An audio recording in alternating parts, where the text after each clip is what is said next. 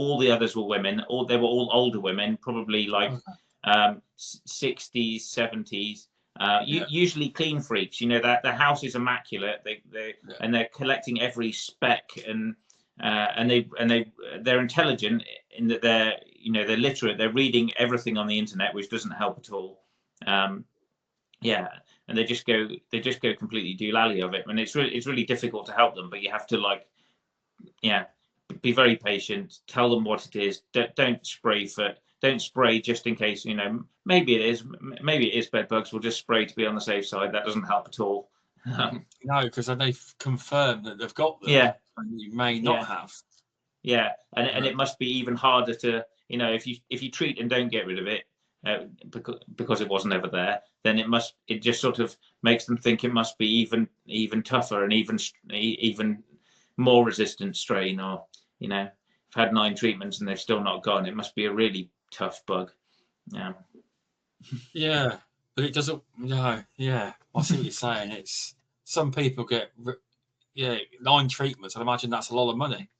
That as well, and sometimes spending a lot of money on things like buying the Multi-Cymex eradicators. So I've spoken to a few people that bought those as private people. You know, they're like £600 to £800, and so that's they're buying like the professional kit in order to try and deal with a problem that doesn't exist. I've never heard of that. That's a new one on me. Yeah, no, I've come across that a few times, including in the last couple of weeks. That's a new one on me. That is. I've not heard of that. Thanks for telling me. I'm sure people have learned something from that. I've never heard of them actually doing that. But it's.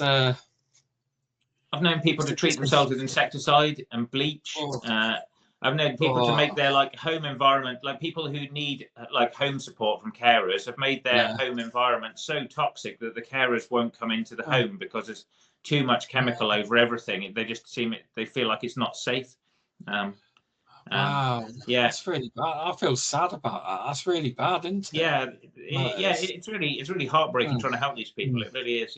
And I spend so much more time trying to help those people than the people who actually have bed bugs, where you're like, yes, it's bed bugs, you know, either go and get professional help or do this. So much. I've driven. I live about 3 to 4 hours from London, and I've driven to London a couple of times just to go and talk to these people, search everything carefully and say there definitely aren't any bed bugs here, and there never has been. There's no fecal spots or anything else, just to try and let them calm down, you know. Okay, maybe, and actually, and it does sometimes work. So it does, It sometimes works. It does. There was one lady who'd been struggling with this for 15 years, and I just said there is nothing here, and then I've heard from a few times since that she has managed to somehow mentally come to terms with the fact that this was something cooked up by her imagination and wasn't real. So it somehow released her from it. But she's like